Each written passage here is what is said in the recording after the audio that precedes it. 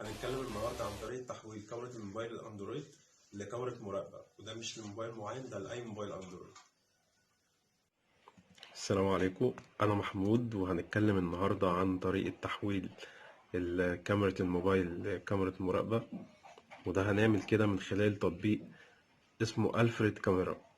احنا هنعمل كده من خلال موبايلين، موبايل فيهم هيبقى هو الكاميرا، وموبايل هيبقى هو العارض زي ما احنا شايفين دلوقتي. ده هنختار من الموبايل ده هيبقى هو الكاميرا ونبدأ، وده هنختار هيبقى هو العارض ونبدأ. بعد كده هنسجل دخول بالجيميل، نفس الجيميل في الموبايلين، عشان نأكد التسجيل بالنسبة للموبايلين. ما ينفعش يبقى الجيميل هنا غير الجيميل هنا.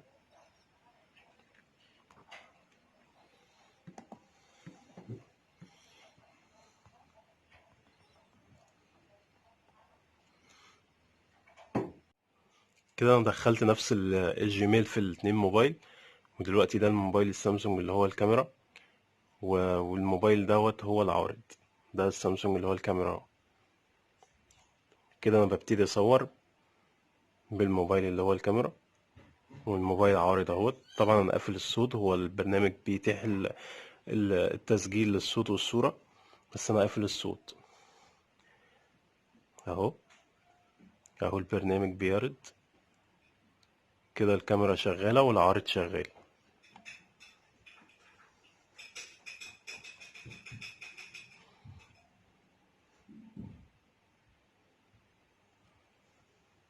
وفي آخر الفيديو متنسوش تعملوا اشتراك في القناة، ولو الفيديو عجبك اعمل لايك واعمل شير للفيديو، ولو حد عايز يسأل عن أي حاجة يكتب لي في الكومنتات. شكرا، كان معاكم محمود جعفر.